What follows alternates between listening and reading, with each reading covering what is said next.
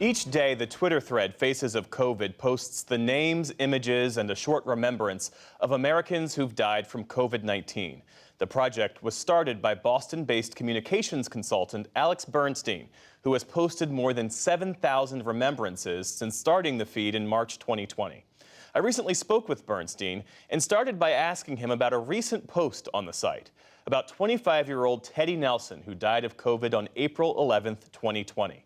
And because of hospital COVID protocols at the time, Teddy was in quarantine. No family, no friends could visit him in his final hours. Unfortunately, so many of the stories that were submitted to Faces of COVID over the last 2 years are people who did not have their loved ones at their side when they passed away. So many people said goodbye by FaceTime or by Zoom. And I think it's a reminder just how much pain and trauma we have yet to process, not just for the folks who have lost somebody they love, but for the broader community overall and across the country. What does it mean to process 1 million people who are not here now, who were here 2 years ago? I don't think we've even begun to really examine what that is going to take and how much work we have to do to bring some peace into people's lives. Is that why you wanted to start this Twitter account, Faces of COVID? Yeah, I think first and foremost, I started the account because I thought that we needed to really affirm the dignity of the people who have lost their lives. And I think we did a really, highly credible job of telling a data-driven story about the number of people who were sick, the number of ventilators that were needed, the number of people who were losing their lives each day. But they were cold statistics. And without knowing the names and the faces and the stories behind those numbers, I thought we were doing a disservice to those who had died and to the families who were left behind, who I think more than anything were looking back, through the window to the rest of the world saying, do you see what we're losing? Do you see the pain that we are all enduring? Because I think so many of the rituals we've come to rely on when we lose people that matter to us in our lives have been stripped away from us these past 2 years, and that we need to find the types of spaces and avenues for people to mourn that grief together. As you've curated this account, what stories stand out to you? I think about a lot of different kinds of stories. Sometimes it's the stories of young people who had their entire lives ahead of them and were robbed of decades of joy and their family's joy because of this pandemic. Oftentimes it's the stories of just frank injustice of people who should not have been lost, but were forced to work without the proper protective gear or forced to work while they were sick.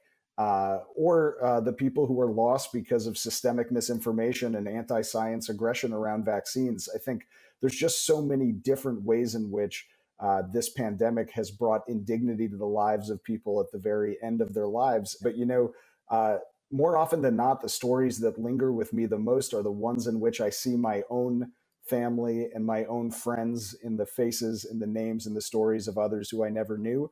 And I think that's really part of the point, which is, if we can see ourselves in the suffering of others, if we can see our own loved ones in the stories of people who have lost someone, I think that is a step towards all of us making better public health decisions and seeing our stake and looking after each other. So much of this pandemic has been politicized, whether or not to wear a mask, whether or not to get a vaccine, whether or not you should get a booster shot. And yet you have gone to great lengths to make sure that this account is in no way partisan. Why was that important to you, and how have you done that? Well, a part of it is that I don't think that we need to establish a litmus test for what we grieve and who we grieve together. I think that the reality is that I wanted to create a space where anyone who had lost someone could use that space to be a part of their mourning process and a part of their grieving process. I think one thing I've learned is that we have an instinct to assume that we know an awful lot about people's lives. And these last 2 years has reminded me that we don't know that much about the different struggles that people face and what leads to the decisions that they make. And I've tried not to make this a place that passes judgment, but rather a place that's more healing and open to create a venue for people to wrestle with that grief together and with strangers they've never met. One hopes that at some point COVID is eradicated. Are you going to keep this going? I was doing the back of the envelope math the other day, and realize that with 7,000 stories, that puts me fairly significantly under 1% of the losses that have been shared through this account. So certainly there are just countless other stories to tell. And so long as there is still families that are seeking a level of acknowledgement and affirmation of what they have been through and the trauma that they have experienced, I will still be sharing these stories and feel like it's a responsibility to do so now that this opportunity exists. Thank you for your efforts. Thank you for shining a light on so many stories and stories that deserved to be elevated. So thank you. Thanks for your time. Yeah, absolutely.